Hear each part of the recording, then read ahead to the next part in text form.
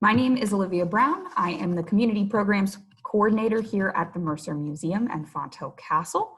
And we are delighted to be hosting this virtual lecture called Beyond the Frame. And we're very excited that you all are here to share in that with us. Before we get started, I will go ahead and take a moment to familiarize you with the Zoom platform. You will notice that your videos and microphones have automatically been turned off. And if you have any questions during the talk, please feel free to use the Q&A feature on the Zoom toolbar. That will contact us, and then at the end we will have time for questions. If you're using a laptop or a phone, the toolbar should be located at the bottom of your screen or located at the top if you're on a tablet. So please note also that we will be recording this presentation for our organizational archives. The lecture is going to last about 45 minutes or so, and then we will have time at the end for our speaker to answer your questions today. So today's program is part of a special series for the Mercer Museum's new exhibit called 200 Years of Bucks County Art. This exhibit highlights local portraiture and landscape paintings by noted American artists and important regional painters. These are then paired with companion pieces such as historical artifacts, documents, and images from the Bucks County Historical Society collection. We are excited to have this exhibit on display at the Mercer Museum through the end of the year. And if you have the chance to come visit us and check out the museum in person, I hope that you will do so. I would like to take a quick moment to give a special thank you to the exhibit's sponsors, Univest, Visit Bucks County, Tom Thomas, Bratz Gallery and Conservation Studio, Penn Color, Susan E. Kane, Kathleen F. O'Day and Lawrence Grimm Jr., and Brian and Louise McLeod. Special thank you to our sponsors without whom we would not be able to have this exhibit. So I am delighted to introduce you to today's speaker, Cory Amsler. Cory is the Vice President of Collections and Interpretation for the Mercer Museum and Fonthill Castle, and he heads the curatorial team that put this exhibit together and really brought our art collection to life. Today's talk will delve deeper into the historical and social context of some of the paintings in the 200 Years of Bucks County Art exhibit. I hope you all enjoy the talk, and without further ado, I'm going to turn it over to Cory. Thank you, Olivia, and thanks everybody for tuning in today. I'm just going to try to get my slides up here in just a moment. I hope everyone can see the initial slide, the title slide for our 200 Years of Bucks County Art exhibit. So a few weeks ago, I gave a talk that sort of explored in general some of the paintings in this exhibition, gave kind of an overview of the collection, and also highlighted kind of the major influencers on the growth of the Historical Society's painting collection over the first several decades of its existence, one being the Historical Society's founder, W.W.H. Davis, who led the society for several decades until his death in 1910, and his interest particularly in local history. And then, of course, Henry Mercer, who began in 1897 his Tools of the Nation Maker collection and took the society in a much broader direction. So both of those individuals had strong influences on the society's collection.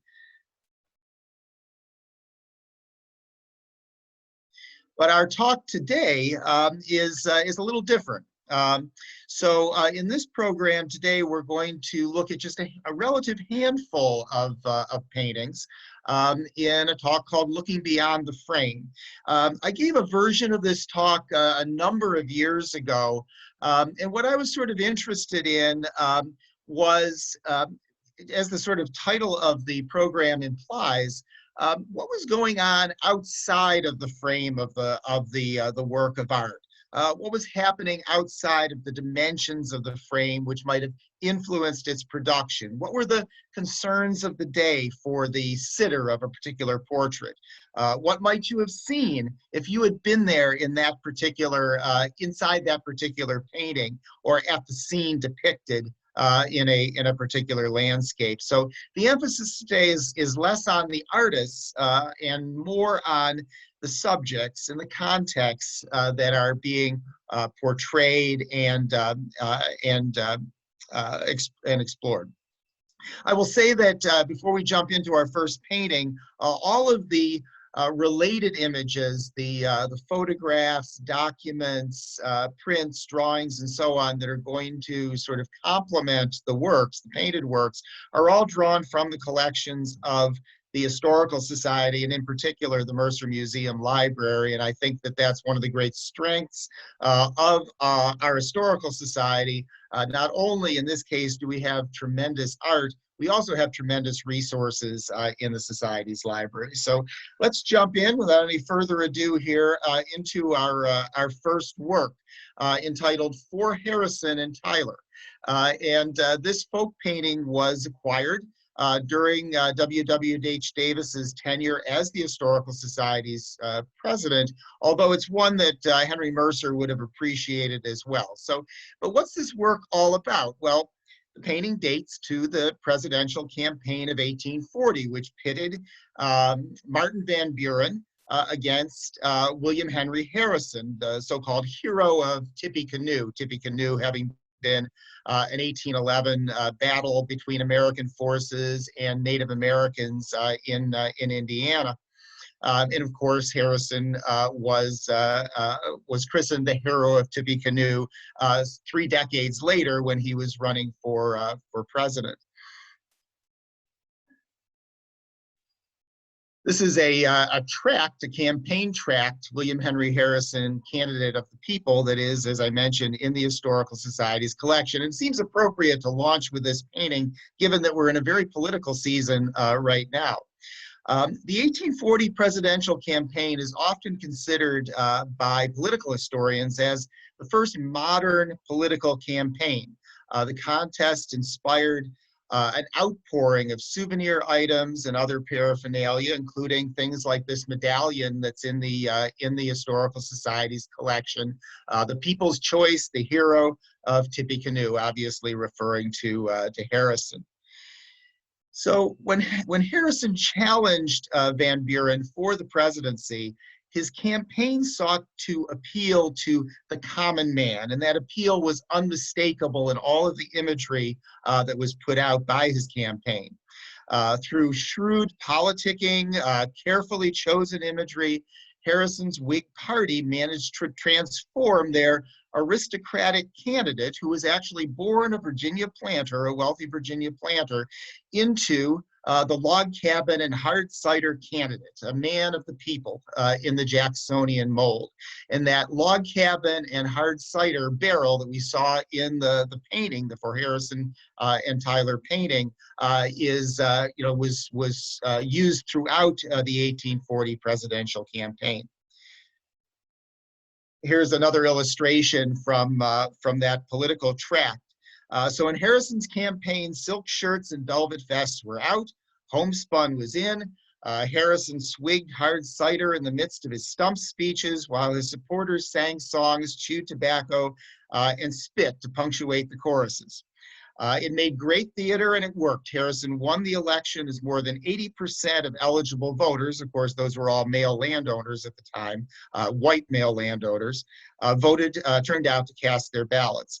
He had, by the way, received the nomination over Henry Clay, who was referred to as the Old Coon, we'll see that in a moment, and General Winfield Scott, another military hero.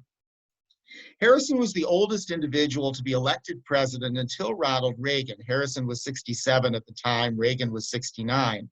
And of course, we know that Harrison died soon after taking office and was succeeded by his vice president, John Tyler. It's very interesting that this illustration says, come to Vincennes, which was the town in Indiana where Harrison had made his home, as Harrison had actually left Indiana by 1813 and was later elected as a representative and senator from Ohio. If any of his 1811 soldiers had visited Vincennes, they wouldn't have found him there.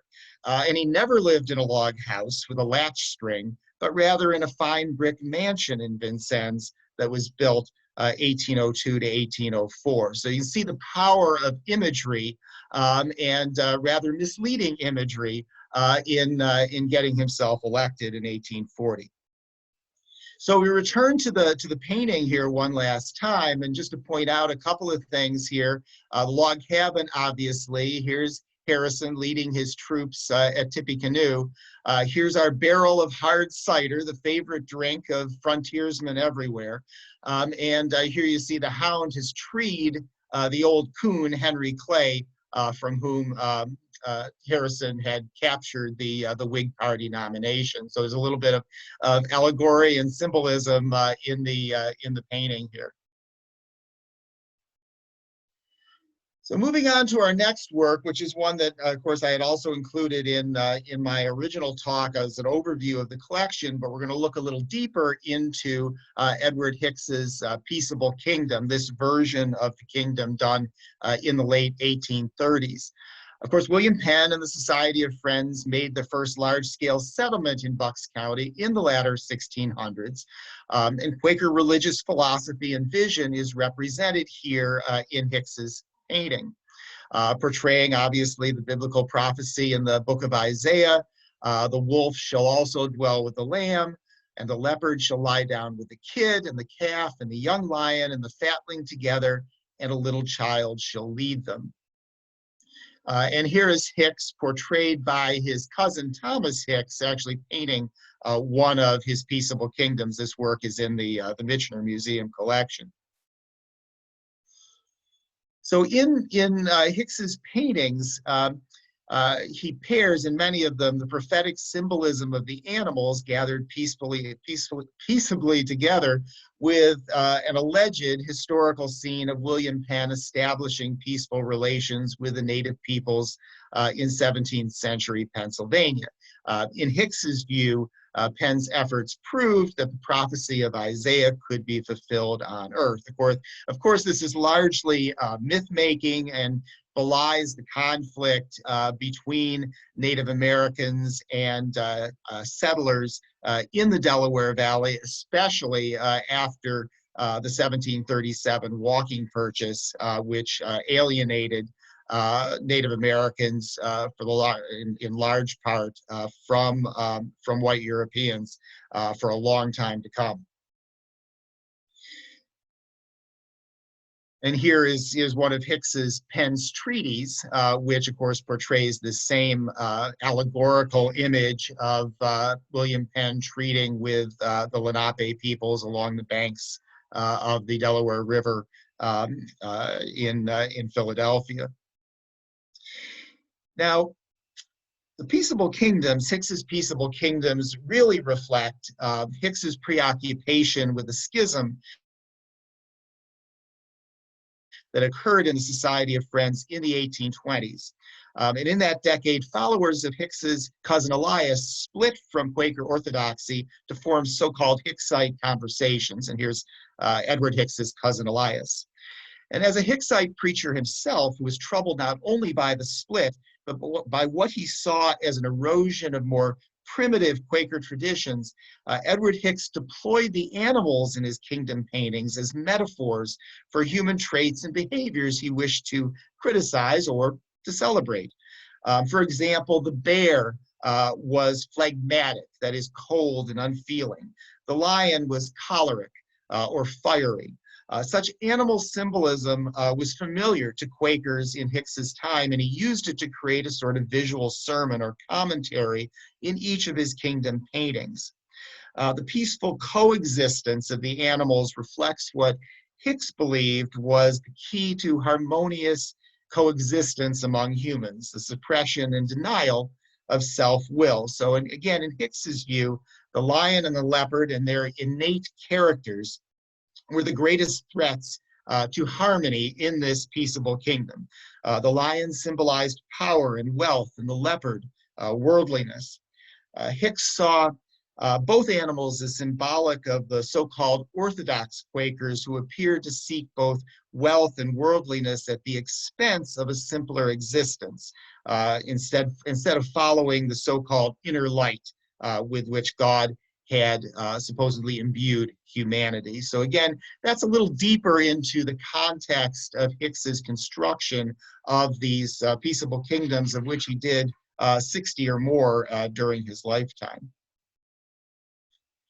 We change gears just a little bit and take a look at a portrait. The artist is a fellow named Samuel Moon, an Easton area artist who produced numerous portraits of middle-class residents in and around the Delaware Valley. And not a whole lot is known about Moon, but more important is the subject of this painting, a well-to-do Quaker farmer by the name of John Blackfan. And again, playing this game of thinking beyond the frame, what I sort of started thinking about is, well, what do we suppose John Blackfan is thinking while he's sitting for his portrait around 1840 to 1845? Well, Blackfan's name comes up, and I should show you this. This is a portrait of Blackfan taken probably 20 years after the portrait was painted. His name comes up pretty frequently in reminiscences of Underground Railroad activities in Bucks County, along with several other Quakers in Buckingham and Salisbury townships. In fact, his farm was recognized as one of the stations on the route moving slaves through Bucks County and across the river into New Jersey, or northward, further upriver on the Pennsylvania side. And his farm was here in the map of Salisbury Township with Blackfan's farm circled. And you see, if you're familiar with Sugan Road here in Bucks County, the Friends Meeting House, Salisbury Friends Meeting House is here. The Salisbury Meeting House Graveyard is right across Sugan Road. And Blackfan's farm is right at this, was right at this intersection here. So when one escaping slave, and these are accounts that were put together later in the 19th century as some folks who participated in some way in Underground Railroad activities were looking back on those activities and reminiscing. But one escaping slave that was mentioned, Rachel Moore, brought her 6 children out of slavery in Elkton, Maryland in the 1840s. And her route brought her first through Chester County, where a family provided her and her kids with a dry change of clothes. She came up through Norristown and then over into Bucks County. And her children were scattered for safety on several Buckingham and Salisbury farms, where they stayed a few years before moving on. And one of her children was, in fact, given a refuge on John Blackfan's property. Another self-emancipating slave, Samuel Scott, recalled that he came to the Blackfans about 1847 or 1848 from Queen Anne County, Maryland, and was given refuge there. He remained in Salisbury and was still there in the 1890s when his photograph was taken for the Bucks County Historical Society's scrapbook or album of local history. So again, going back to the portrait of John Blackfan and playing that game, what was Blackfan thinking? Well, perhaps he was thinking something about his growing role in the Underground Railroad movement and his interest in abolitionism. Maybe these things he was mulling over while he waited for Samuel Moon to complete his portrait.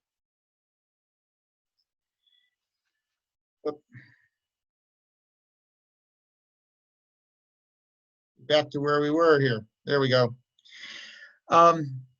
This painting is the Charles A. Fretz farm, painted by E.J. Wilson in the 1870s.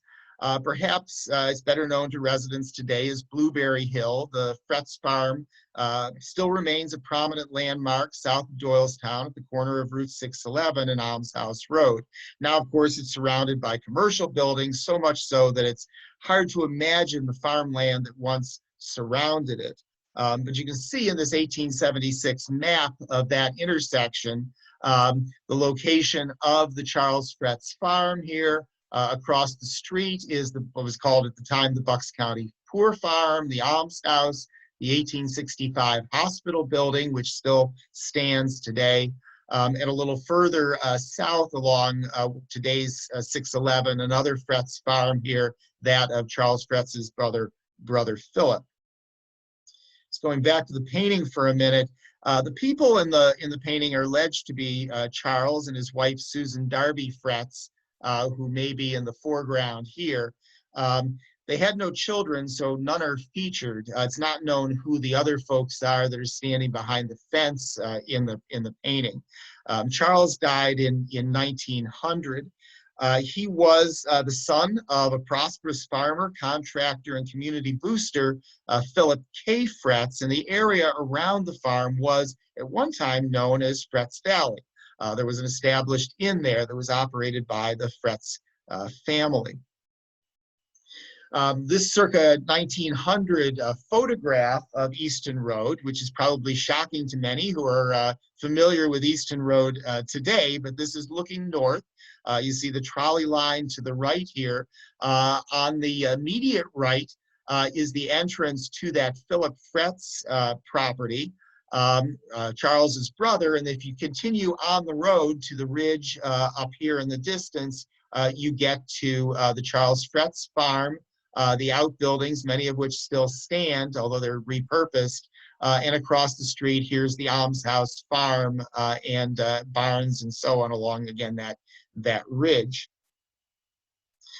Philip, the father of Charles and Philip Jr., was apparently one of the contractors involved in constructing the famous Horseshoe Curve railroad link over the Allegheny Mountains near Altoona, now a national landmark. He also constructed the bridge over the Neshaminy at Bridge Point, which is still there, although so some distance from current Easton Road. Philip was a real go-getter. He was a problem solver. It's reported that when there was a cholera outbreak at the almshouse in 1850 and a number of the inmates died, he first sent his family away, then pitched in to help. When the almshouse steward's son died and no undertaker would come, Philip Fretz Sr. procured a hearse and buried the child himself. He actually died in 1867 on a trip to California and was buried at sea just off the coast of North Carolina. Based on the farm portrayed in that Charles Fretz farm painting, these folks were definitely rural gentry. Philip's three sons, Philip H., Charles, and John, all had very fine rural homes or mansions along Easton Road, built in the 1870s. And here's a photo of the Charles Fretz farm, taken again around the turn of the 20th century, showing the trolley line heading from right to left towards Doylestown along Easton Road. The hay or straw that's in the foreground there would have been the part of the almshouse farm that faced the Fretz property. So again, I like to thinking about that Fretz painting and thinking about if Charles and Susan Fretz were sitting on their front porch in that painting, what would they have been looking at? Well, again, they would have been looking at the Bucks County Almshouse, an almshouse farm. And in the early 1870s, they might have seen this individual who stood out. I think maybe many folks are familiar with the story of Benjamin Jones, the escaped slave from just outside Baltimore who made his way to Bucks County and ended up at the end of his life in the almshouse. The story goes, for those of you who may not be as familiar, that Jones, along with a party of other escaped slaves, made their way across the Susquehanna River, made their way into Pennsylvania. Jones later, in an interview, remembered that he made that trip, as he said, the night the stars fell. In 1833, there was a very famous and historically famous now meteor shower that was absolutely stunning in its beauty. Jones remembered very distinctly coming across the Susquehanna and into Pennsylvania that night in 1833. He eventually made his way to Bucks County, found work and refuge among some of the Quaker families in the Buckingham area, and particularly on Buckingham Mountain around Mount Gilead AME Church. And then his former master made an attempt to recapture him along with several slave catchers. They were successful after a fight, took him back to Baltimore, but he was so injured that he had little value anymore as a laborer. And ultimately, area Quakers were able to purchase his freedom, bring him back to Bucks County, where he remained for the rest of his life. And again, as I mentioned earlier, he spent his last days in the almshouse, where clearly he would have been spotted working in the fields or being seen outside by the Fretzes sitting on their porch. He died in 1875 and was buried in the Potter's Field.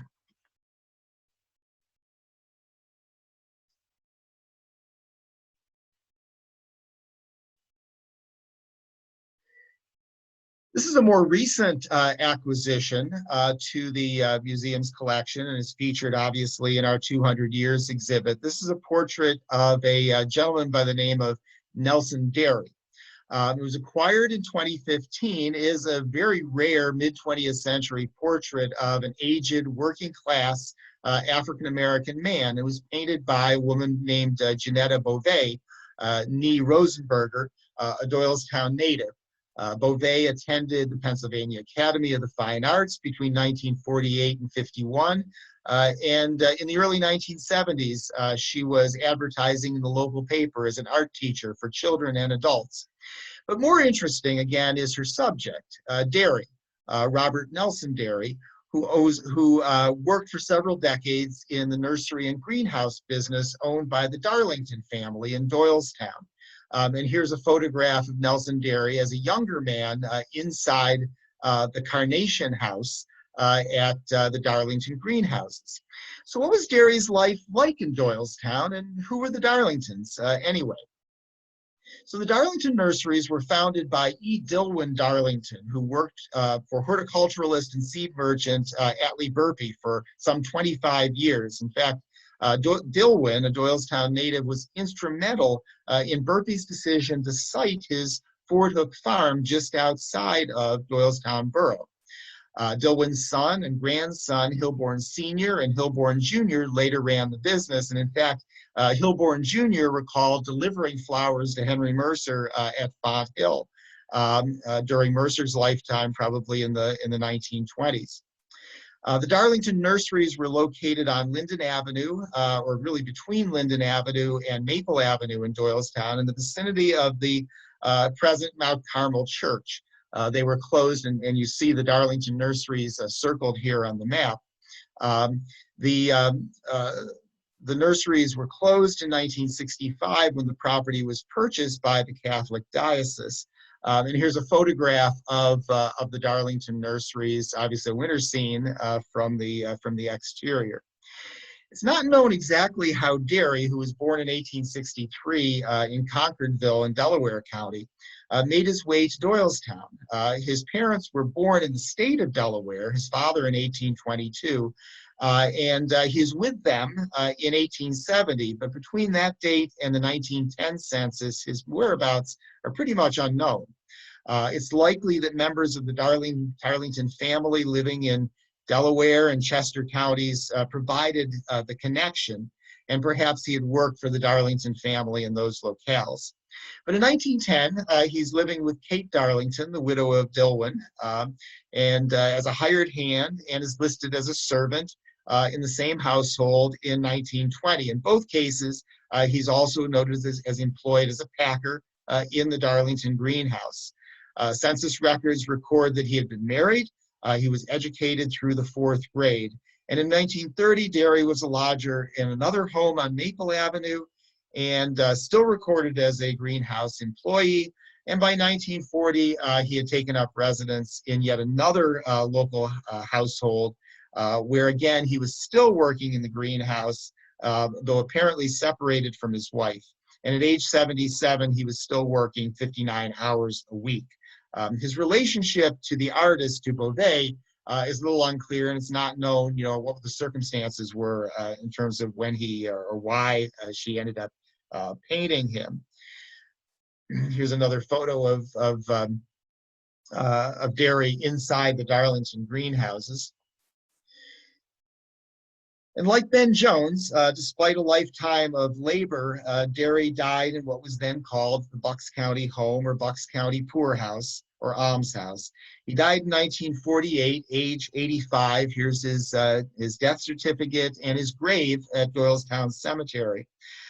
His death occurred just a year after he was painted and drawn by Beauvais.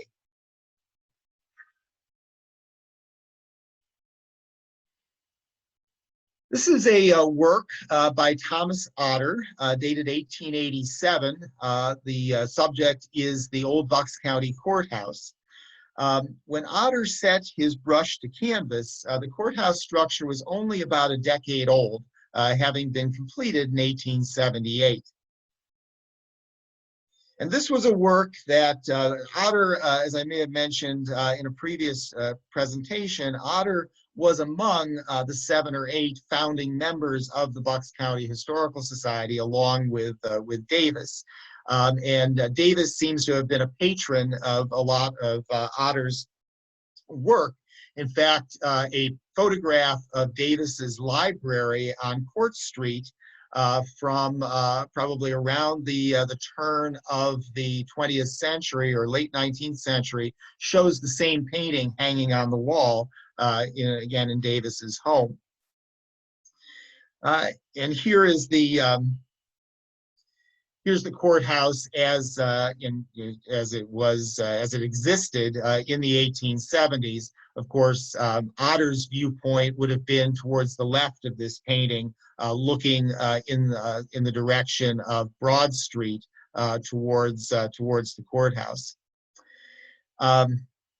Of course, the present courthouse, now the administration building, following the construction of the new Justice Center, replaced this 1878 building in the early 1960s. And here is the courthouse tower being removed. I think this is one of the great losses, in my view, to Doylestown and to the center of Doylestown, is the fact that this building was destroyed around 1960 in order to make room for what was the third courthouse in Doylestown.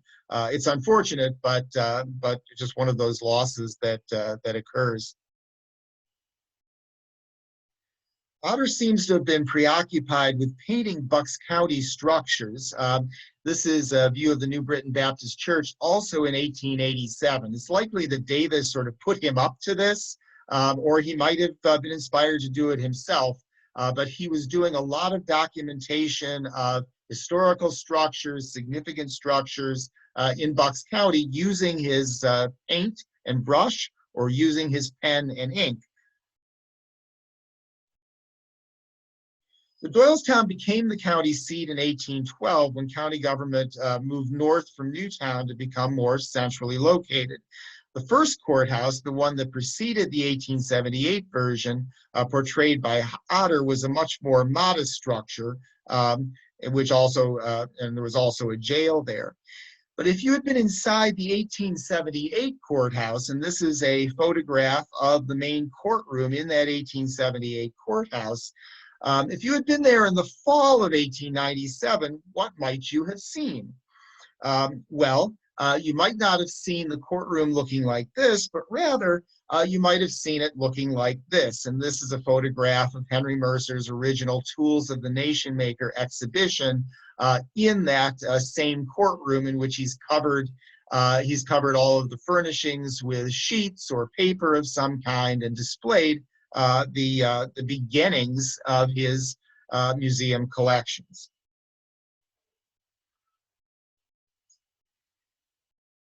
Move forward in time a bit here, taking a look at Ray Sloan Breeden's painting New Hope Canal.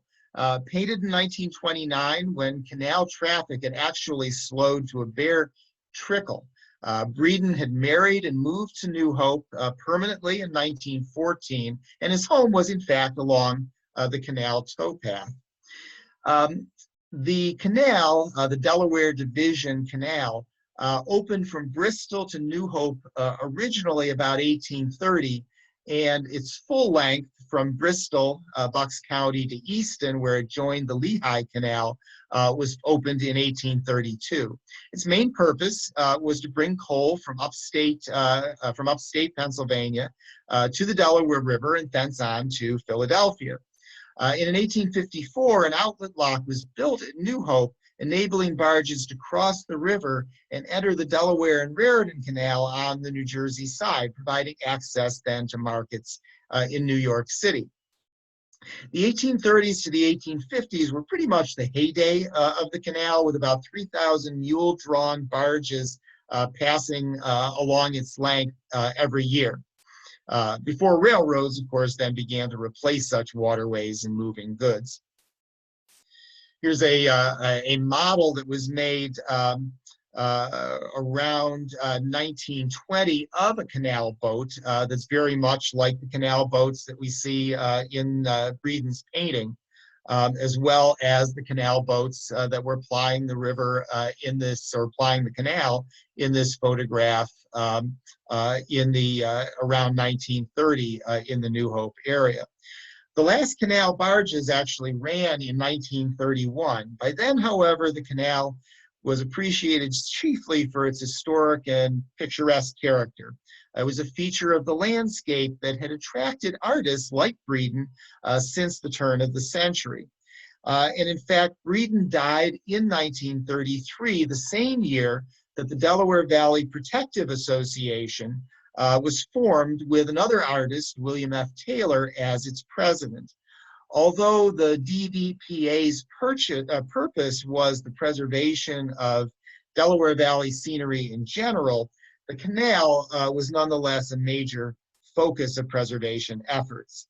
The DVPA sponsored barge rides and parties and lobbied for the state to take possession of and ultimately preserve and maintain the canal as a state park. And we see one of their brochures here inviting folks to one of these barge parties, mule-drawn barge parties along the somewhat restored canal. In 1978, some of the aging members of the DVPA were able to secure the National Heritage Corridor designation for the canal, and by 1982, a new organization, the Friends of the Delaware Canal, had been formed. However, the early role of artists like Breeden in celebrating the picturesque character of the canal as an early industrial waterway is a major part of the story of the impetus for the canal's preservation over the years.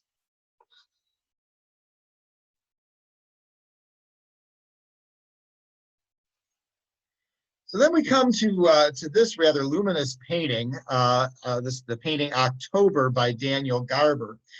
Garber presented this work to the Historical Society in 1918, when the Society had its meeting in the Cuddalawsa Valley near Garber's home. And the subject is a house overlooking the Delaware River.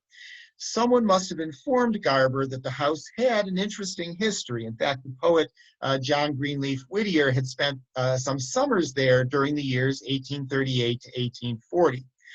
Garber said, though, that when he painted the property, he knew nothing of this history, but the view just appealed to him. Perhaps it was learning something about that history that inspired his gift to the Historical Society. And here's a cover of the Midsummer Meeting brochure of the Bucks County Historical Society from that meeting in 1918, noting, of course, Henry Mercer by that time has succeeded to the presidency of the Society. So what was Whittier doing in Salisbury 80 years before Garber took up his brush? Well, in 1837, Whittier had just published his first entire book of poetry, and it wasn't the fireside poems of nature and rural life or the war poems like Barbara Fritchie, for which he would become much better known. Rather, it went by the title, Poems Written During the Progress of the Abolition Question Between the Years 1830 and 1838. There's a catchy title. These poems extolled the virtues of leading abolitionists of the day, promoted Yankee values, recalled the sacrifices of the revolutionary generation, and praised the ability of African Americans to rise above slavery. And perhaps unsurprisingly, we have a copy of this book in the Historical Society's library collection. And in fact, Whittier was in Pennsylvania because he had taken up editorship of the journal, the Pennsylvania Freeman, the newspaper of the Pennsylvania Anti-Slavery Society. Raised a Quaker, he had committed to the abolitionist cause many years earlier. Though the offices of the society were in Philadelphia, he summered in the country, probably for his health, which was never particularly good.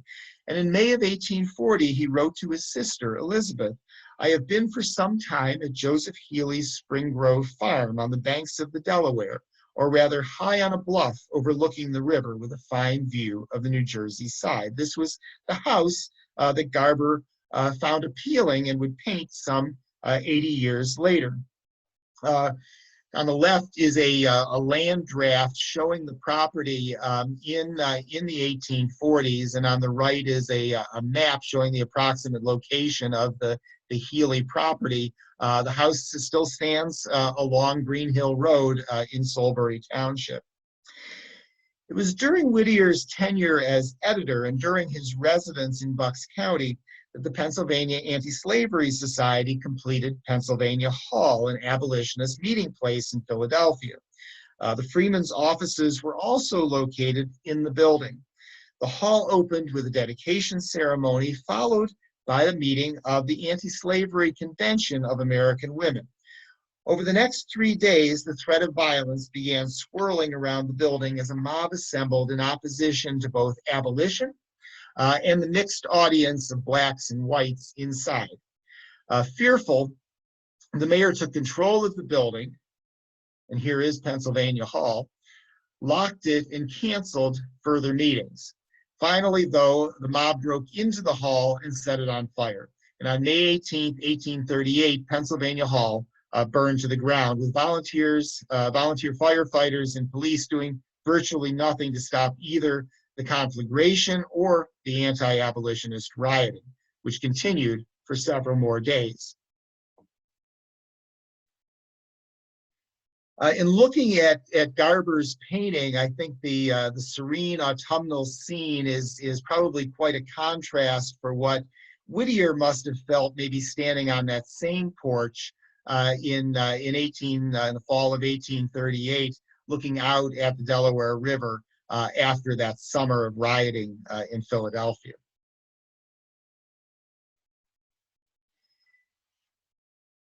Two other works, the two last works we're going to look at are sort of shorter stories. This is a painting by John Ramsey Connor, whose dates are 1869 to 1952. Connor was a one-time resident of Radnor, Pennsylvania. He later moved to Brenathan in Montgomery County. In the early 1940s, he took up residence in Doylestown, where he painted this scene. Between 1890 and 1943, Connor exhibited frequently at the Pennsylvania Academy of the Fine Arts in Philadelphia. And his subjects were often landscapes and religious paintings. So the curiosity here, as we look deeper into this work, is what is this strange object here that folks may or probably may not actually recognize? Well, the scene here is the rear of a house on North Main Street in Doylestown, and outside this outbuilding, which is apparently a bakehouse because Connor titled his work "The Old Bakehouse," is an ash sifter, and that's what this strange object that looks a little bit like a mailbox actually is.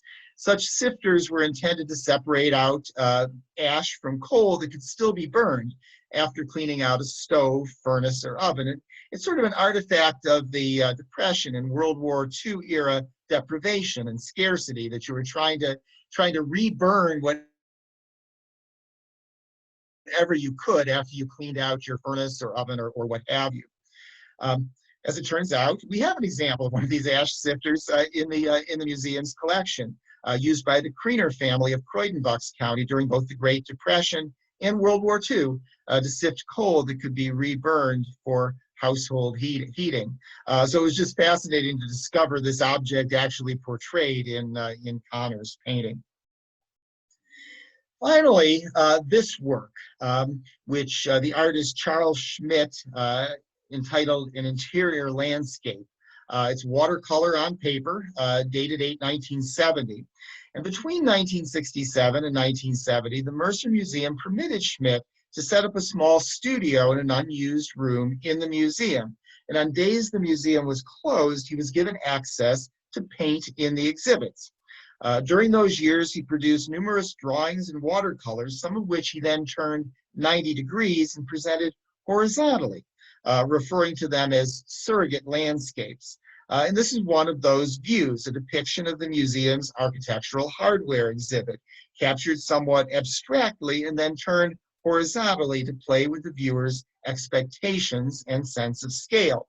And taking a look at photographs of the hardware exhibit from that same period and turning that photograph sideways, you can clearly see Schmidt's inspiration and the hardware as represented in what he called his surrogate landscape. About these paintings, Schmidt recounted, he's still living, and so he was the donor of this painting to the collection and told us something of the circumstances. But one of the things he said about these works, he said, mystery is an important part of art. And in fact, each painting in 200 years of Bucks County art seems to be its own mystery, to be studied, interpreted, solved, revealed, especially for what may not be immediately visible and instead may be a little outside the frame. So with that, I'm going to bring my talk to a close. Thank you very much. Appreciate your attentiveness through all of this. And I'd be happy to try to entertain any questions you may have. Cory, thank you so much. That's so interesting to hear so much more about the paintings that I know for us as staff, we see most days when we're walking through the gallery, but now it brings a wonderful new set of stories and information for us to share with guests as well. So if anyone has any questions, please feel free to put them in the Q&A and I can ask them to Cory.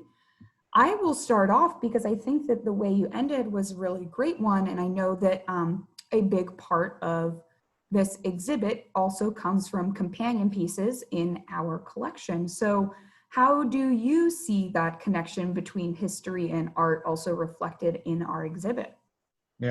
Yeah, I think that's one of the fun things for me. And again, not being an art historian myself, you will not hear me talking about brush strokes or artists' oeuvres or detailed biographies or comparing their early work to their late work or their blue period from their red period. I will not talk about any of those things. I am not qualified to talk about any of those things. But what I do see in the works in our collection is the history that's represented, the history and context that's represented. And so when we acquire paintings today, we leave a lot of the art collecting to our friends across the street at the Michener Museum. But where works have that sort of historical, cultural content can reveal something, again, that might be a little beyond the frame. Those are the kinds of paintings that we enjoy acquiring for the collection. And certainly one of the joys of doing this exhibit was being able to pair works in our collection with some artifacts that relate either directly, sometimes tangentially, to the works themselves. And in fact, if I had actually recognized sooner what that object was in John Connor Ramsey's painting of the old bakehouse, I probably would have included the ash sifter in conjunction with that painting as well. And in fact, there are many other paintings that we could easily have added artifacts to kind of illuminate the history and context of the paintings or the lives of some of the individuals as sitters who were there in the works. But again, that's the fun part, and it can be a little playful too. And so that, I think that's the fun part of the exhibit and something that we can contribute that maybe an art museum might not have the resources to do, as well as all of the the other contextual materials that are so rich in our library. Yeah, absolutely. I think that it is a fun part of it, right? It's not just the flat of the art, but it's also the 3D of the artifacts in our collection that you get to bring forward as We well. like to think of ourselves as a fully three-dimensional museum. I think Henry Mercer would have appreciated that very much so. Do you, I will just ask this for my own curiosity, do you have a favorite painting in the exhibit? Yeah, I don't know. I don't know. Those kinds of questions are always very difficult for me to answer. I do love the For Harrison and Tyler painting, just because, I mean, you can two things. I mean, you can so easily take and see the trajectory in American politics from 1840 you know, what it took to be elected in 1840 and the sort of imagery that you were trying to cultivate as a campaign. You can so easily take that forward now to 2020 and see a lot of the same sorts of imagery, language, appropriation of imagery and language that is so much a part and has been so much a part of our political landscape since very early on. So there's so much continuity in a painting like that and what we see in a painting like that to what we see today in political campaigns. So right now I'll say that's my favorite. And I'm sure it'll change tomorrow. It may change tomorrow. That's right. You can pick a different favorite every day. So you mentioned that we leave most of the art collecting to our friends across the street, but is the Bucks County Historical Society still actively collecting art?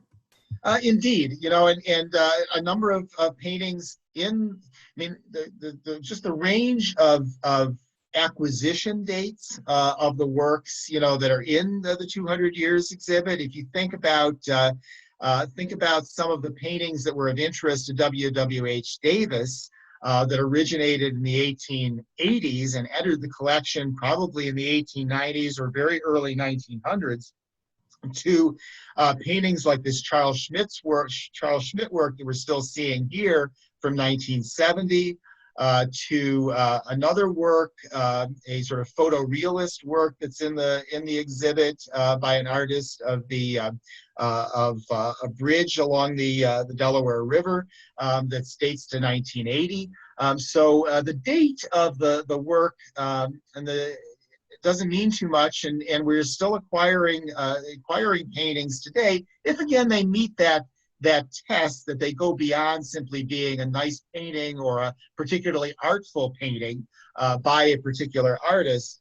That you know we look deeper, just as you know I'm asking everyone here to look deeper into some of these works when we're choosing to acquire. So and you know the most recent acquisition is one that's on display in our Great Hall now, a work by the Bucks County artist, Sellersville artist Walter Baum, that came into us just as we were developing this exhibition, and is of a house in Sellersville, Bucks County. So yes, we continue to collect right here at the Mercer Museum, even art. Even art, which most people would probably be like, well, you have art there. Why isn't that the Michener across the street? Well, I will just, I'll share a comment that we got in our chat from Jean, who joined us today, just thanking you so much for this fascinating presentation. She said she lived in Bucks County until the early 1990s in Mrs. Doylestown, and especially enjoyed the part about John Blackfan, since she's distantly related to him. She said she remembers dining out at a restaurant at Blueberry Hill in the late 1980s as well. Yes, actually, that's interesting. It's the very first exhibit that I had the privilege to help curate here at the Mercer Museum. The tradition was after the opening, we would go out to a restaurant. That was the restaurant we went to when that was still in operation. It was Blueberry Hill. Yep. It is a little bit crazy for those of us who do still live in this area to drive by the locations of some of the paintings that you showed us today and see how much they've changed from those paintings and the photographs that you showed to what they look like on 6/11 now. Yes, indeed. Yes, indeed. There were no shopping centers there in 1900. Strange thing. Yeah, very strange. Definitely different. Definitely And no different. traffic lights to speak of either. Maybe that made it faster going down. Yeah, I'm sure it did. You weren't stuck in the mud. Well, I don't see any other questions coming in. Folks, if you have any and want to reach out afterward, please feel free to email us and ask us your questions. Otherwise, I would like to say special thank you to you, Cory, for teaching us during our lunch hour today and bringing some extra context and history to these paintings that we have on display in the museum. Thanks, Olivia. Thanks for moderating. Appreciate that. Absolutely. And for those of you who have not gotten a chance to come visit our exhibit, if you're able, I do hope that you will come visit us. The exhibit will be up through the end of the year. And with that, I'd like to just thank all of you for joining us today. And please join us again for another one of our virtual lectures about various wonderful topics, from our exhibit to the history of the museums to everything we have to offer. So thank you all very much for being here.